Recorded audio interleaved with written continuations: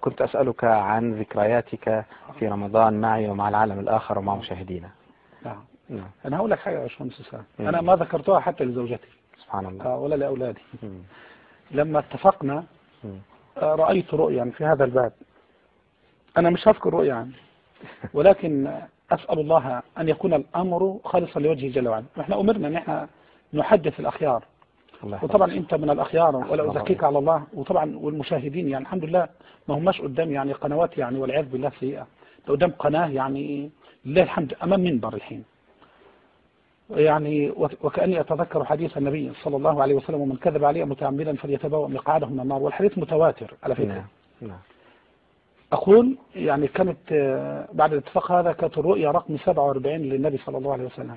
والله الذي لا إله إلا هو، وما ذكرتها لأحد على الإطلاق. سبحان الله، أنا أول مرة أعرف. كذاب كذاب يا ويل من الله، كذاب كذاب يا ويل من الله، كذاب كذاب يا ويل من الله، كذاب كذاب يا ويل من الله. خواف جبان ما يقدر يواجه، كذاب من زمان يواه منابه. أقول يعني كانت بعد الاتفاق هذا كانت الرؤيا رقم 47 للنبي صلى الله عليه وسلم.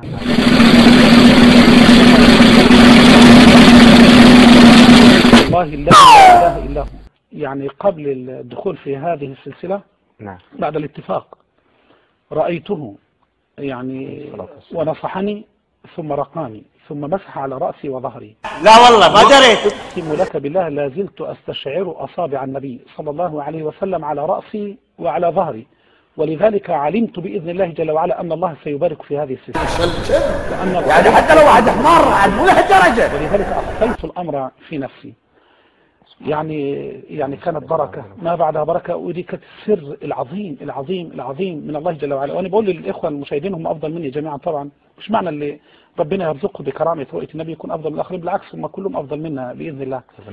ولكن يعني لله الحمد الإنسان يعني إذا أخلص لله الوجهة، وبعدين أنت تشهد بنفسك يا شون سام، أنا كنت باجي من المنصورة يوميا يعني 3 ساعات رايح 3 ساعات رجوع وأكثر، لأن الزحمة رمضان كبيرة، وأكثر من ذلك يعني العمل كان خالص لوجه الله. أسأل الله ما تقاضينا فيه فلسا ولا مليما واحدا.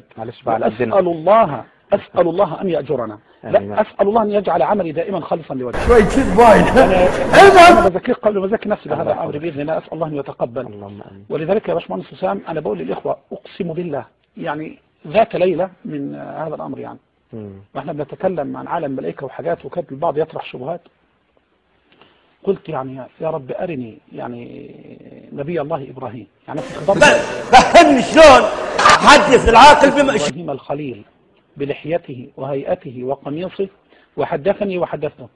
جيت تطاولت وقلت اللهم أرني موسى صلى الله عليه وسلم، والله رأيت موسى وكلمني وكلمته، فقلت اللهم أرني عيسى، فإن النصارى يفترون عليه ويرسمون له صورا كذا وكذا، أريد أن أراه على حقيقته. أشهد الله رأيته على حقيقته، وكنا تحت شجرة وكلمني وكلمته، ولله الحمد والمنة. يعني أقول عشت يعني أياما طيبة. حتى نزول مما أسمع، أنا أول مرة أسمع من فضيلتك والله الذي لا أخفيت هذه الأمور، لكني يعني قلتها من باب البشارة لإخواني إن هم أفضل منا. من عاجل بشرى المؤمن يا شيخ. أيوة. ودي أصدق بس قوي